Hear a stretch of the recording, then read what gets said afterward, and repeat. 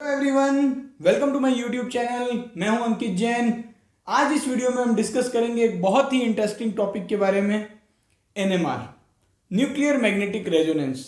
NMR के बारे में आपने बीएससी केमिस्ट्री में भी पढ़ा है, एमएससी केमिस्ट्री में भी पढ़ा है। आज क्या अलग होने वाला है, ये आपके मन में एक क्वेश्चन होगा कि क्या इंटरेस्टिंग होगा। तो देखिए, अब तक जो थ्योरेटिकल आपने पढ़ा है वो सब कुछ मैं डिस्कस नहीं करने वाला हूं।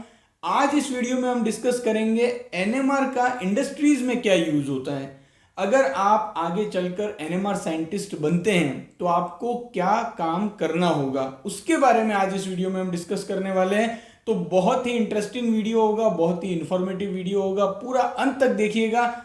सबसे पहले अगर हम बात करें एनएमआर, न्यूक्लियर मैग्नेटिक रेजोनेंस जो है, उसकी ऑर्गेनिक कंपाउंड और ऑर्गेनिक कंपाउंड से रिलेटेड फील्ड जितनी भी है, जहां पर कि ऑर्गेनिक कंपाउंड का सिंथेसिस होता है, जहां ऑर्गेनिक कंपाउंड का कैरेक्टराइजेशन होता है, वहां पर क्या इंपॉर्टेंस है। देखिए, एनएमआर की और भी कई सारी सेक्टर्स हैं जिसमें कि इंपॉर्टेंस होती है। हम स्पेसिफिकली बात करेंगे ऑर्गेनिक कंपाउंड से रिलेटेड जो लेबोरेटरीज होती है, वहां पर एनएमआर की क्या इंपॉर्टेंस है। तो देखिए, कोई भी ऑर्गेनिक कंपाउंड है, उसकी प्योरिटी को डिटर्मिनेशन में, उसकी स्ट्रक्चर के आइडेंटिफिकेशन में एनएमआर एक बहुत ही इंपॉर्टेंट एनालिटिकल टेक्निक है, और यूं कह सकते हैं कि मोस्ट रिलायबल टेक्निक है। मैंने 7 से 8 साल ऑर्गेनिक सिंथेसिस की फील्ड में काम किया, और जब मैं सीआरओ में काम करता था, कॉन्ट्रैक्ट रिसर्च ऑर्गेनाइजेशन में, तो जो भी फाइनल कंपाउंड शिपमेंट होता है, उस फाइनल कंपाउंड का एनएमआर जो होता है वो सबसे ज़्यादा ट्रस्ट किया जाता है क्लाइंट के द्वारा।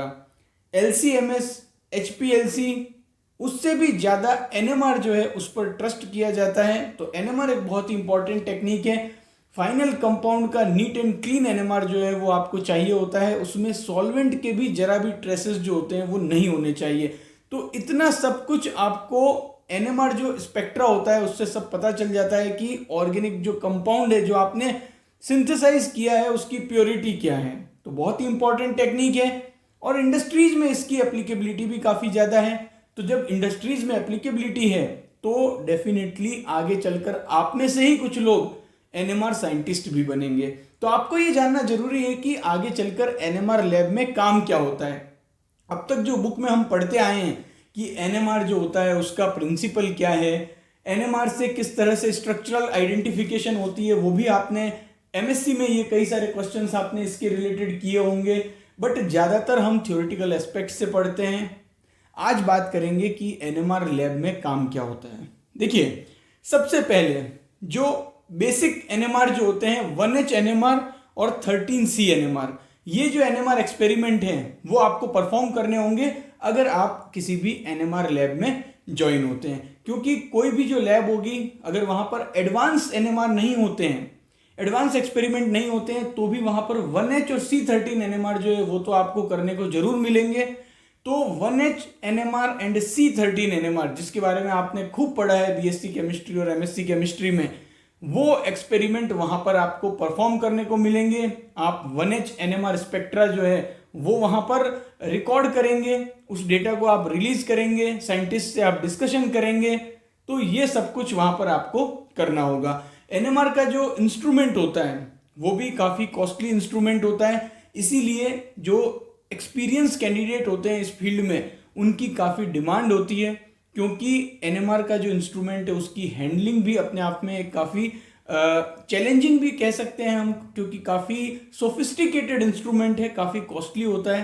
तो अगर आप एनएमआर की फील्ड में काम कर रहे हैं और आपने सारे बेसिक कंसेप्ट आपके क्लियर हैं और किस तरह से इंस्ट्रूमेंट की हैंडलिंग करना है, क्या क्या प्रॉब्लम्स आ सकती है, ट्रबल शूटिंग अगर आपको पता है, हालांकि अगर कोई मेजर इश्यू होता है तो जिस कंपनी का एनएमआर है तो उस कंपनी से इंजीनियर्स आते हैं, सब कुछ देखते हैं, लेकिन इनिशियल फर्स्ट लेवल पर अगर आप ट्रबल शूटिंग करने में एक्सपर्ट हैं तो आपकी काफ़ी ज़्यादा डिमांड रहेगी। तो ये तो बात हो गई कि 1H एनएमआर और C13 एनएमआर आपको परफॉर्म करने होंगे एक्सपेरिमेंट्स। अब क्या होता है कि कई बार जो कौन सा ऑर्गेनिक कंपाउंड सिंथेसाइज हुआ है वो 1H एनएमआर और C13 एनएमआर से आइडेंटिफाई नहीं हो पाता है। तो उस केस में क्या होता है, कुछ एडवांस एक्सपेरिमेंट जो होते हैं वो भी परफॉर्म करने पड़ते हैं। अगर हम कुछ एडवांस एनएमआर एक्सपेरिमेंट की बात करें तो NOESY NOESY nuclear overhauser effect, HMBC heteronuclear multiple bond correlation, DEPT DEPT distortionless enhancement by polarization transfer, HSQC heteronuclear single quantum coherence spectroscopy. ये कुछ एडवांस एनएमआर एक्सपेरिमेंट हैं जिनकी सहायता से भी ऑर्गेनिक कंपाउंड जो कि कॉम्प्लेक्स ऑर्गेनिक कंपाउंड है उनका स्ट्रक्चर इल्यूसिडेशन किया जाता है। तो आप समझ सकते हैं कि कितनी ज़्यादा इंपॉर्टेंस है एक जो परफेक्ट या कह सकते हैं कि जो स्किल्ड एनएमआर साइंटिस्ट होता है।